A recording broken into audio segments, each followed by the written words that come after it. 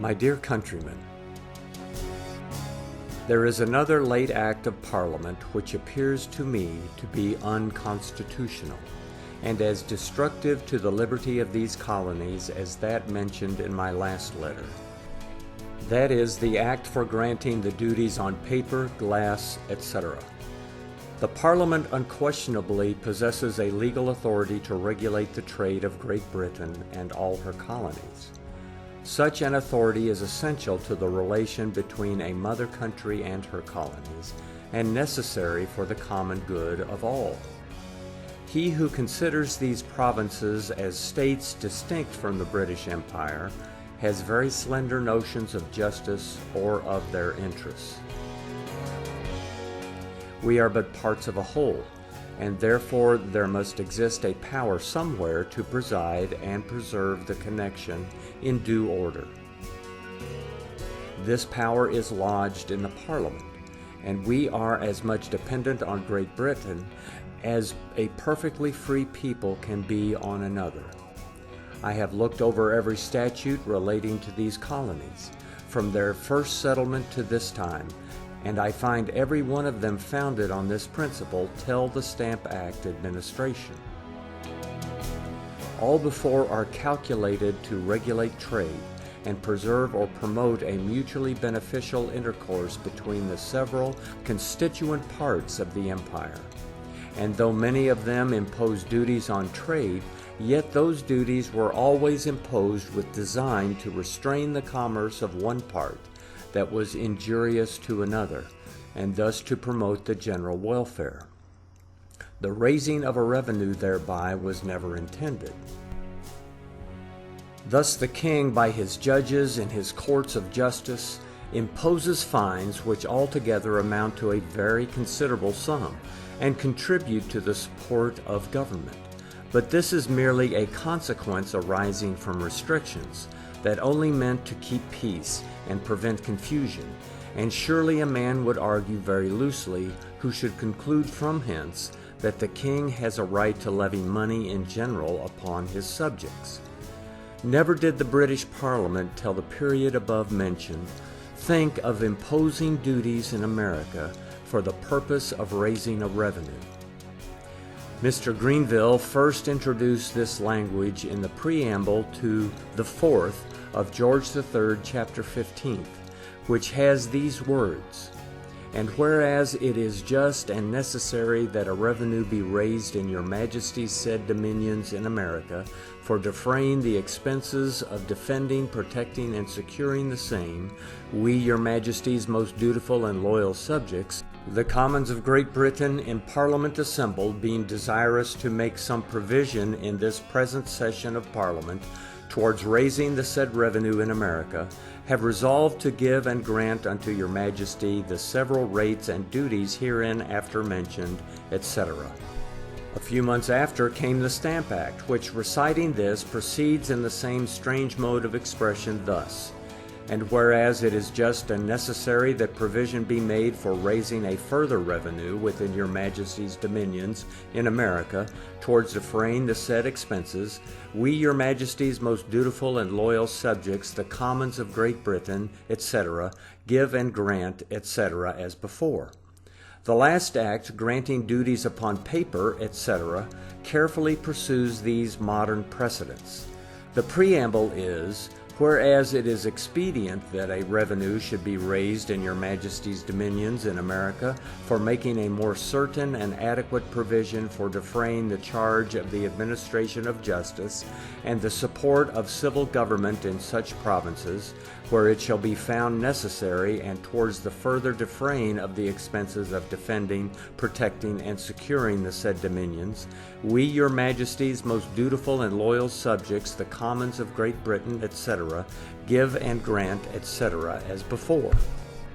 Here we may observe an authority expressly claimed and exerted to impose duties on these colonies, not for the regulation of trade, not for the preservation or promotion of a mutually beneficial intercourse between the several constituent parts of the empire, heretofore the sole objects of parliamentary institutions, but for the single purpose of levying money upon us.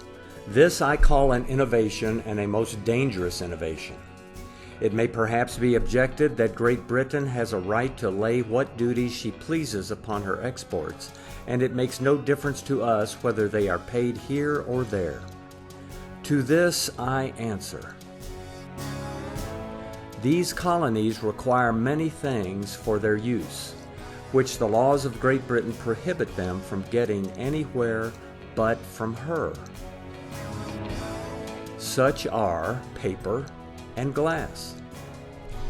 That we may legally be bound to pay any general duties on these commodities relative to the regulation of trade is granted, but we being obliged by her laws to take them from Great Britain, any special duties imposed on their exportation to us only, with intention to raise a revenue from us only, are as much taxes upon us as those imposed by the Stamp Act.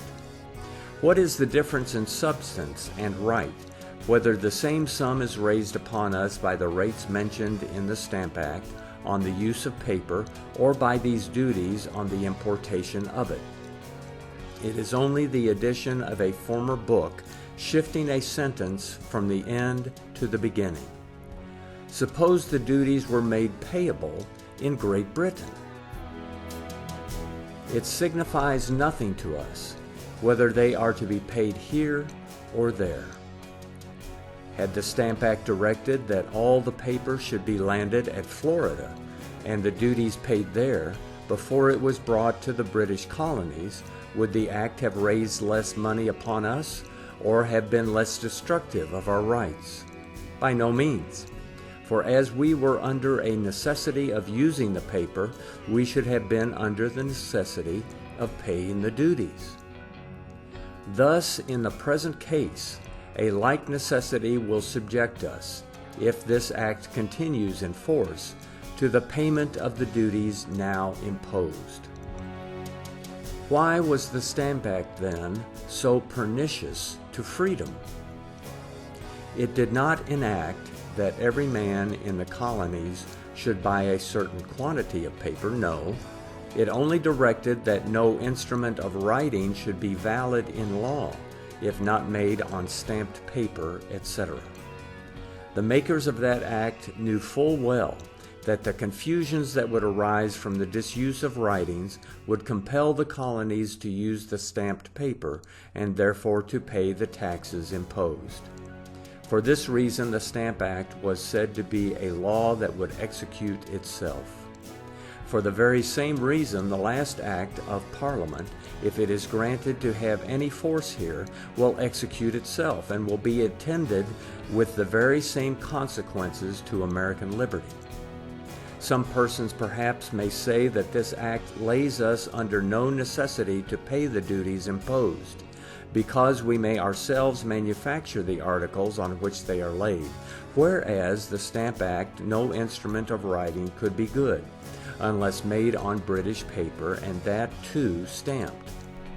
Such an objection amounts to no more than this, that the injury resulting to these colonies from the total disuse of British paper and glass will not be so afflicting as that which would have resulted from the total disuse of writing among them, for by that means even the Stamp Act might have been eluded. Why then was it universally detested by them as slavery itself? Because it presented to these devoted provinces nothing but a choice of calamities, embittered by indignities, each of which it was unworthy of free men to bear. But is no injury a violation of right, but the greatest injury?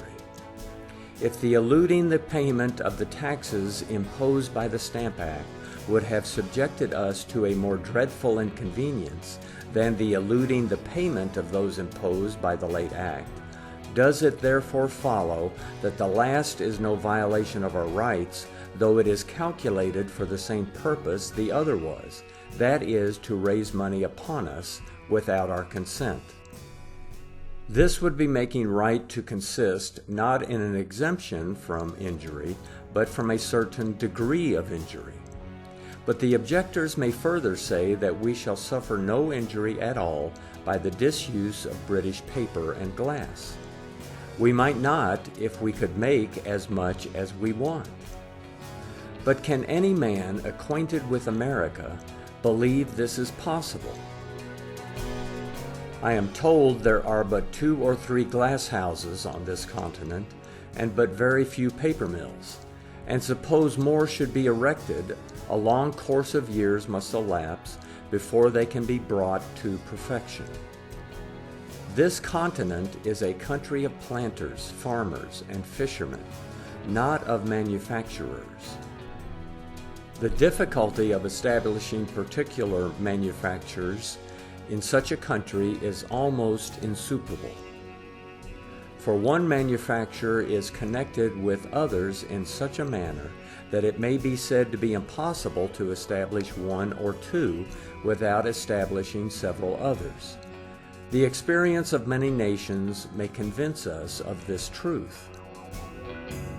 Inexpressible, therefore, must be our distresses in evading the late acts by the disuse of British paper and glass.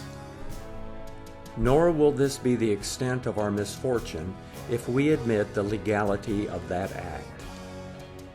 Great Britain has prohibited the manufacturing iron and steel in these colonies without any objection being made to her right of doing it. The like right she must have to prohibit any other manufacture among us.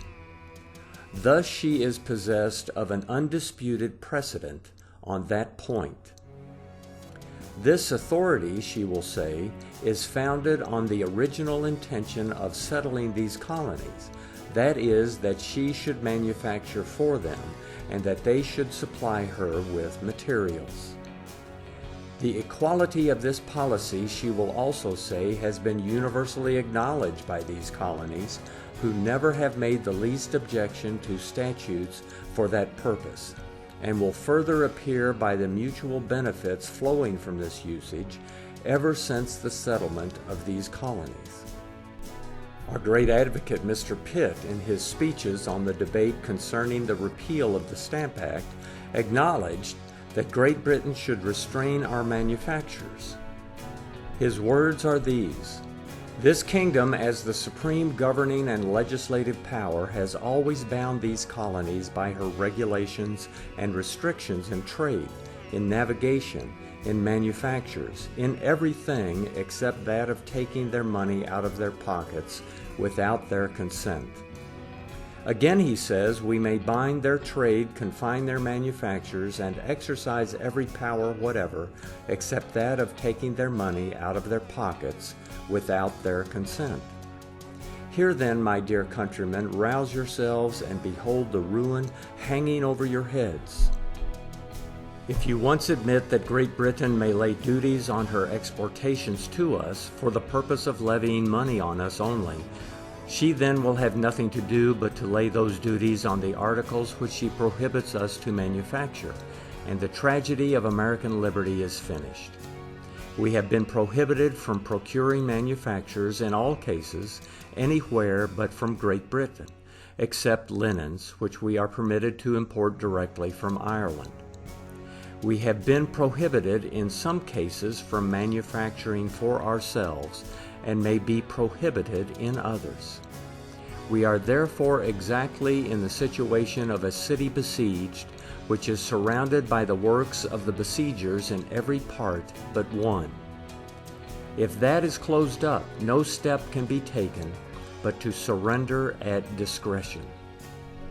If Great Britain can order us to come to her for necessaries we want, and can order us to pay what taxes she pleases before we take them away, or when we land them here, we are as abject slaves as France and Poland can show, in wooden shoes and with uncombed hair. Perhaps the nature of the necessities of dependent states caused by the policy of a governing one for her own benefit may be elucidated by a fact mentioned in history. When the Carthaginians were possessed of the island of Sardinia, they made a decree that the Sardinians should not raise corn nor get it any other way than from the Carthaginians.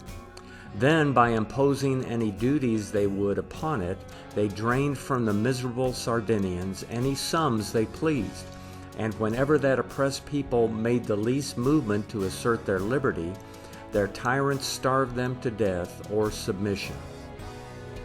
This may be called the most perfect kind of political necessity.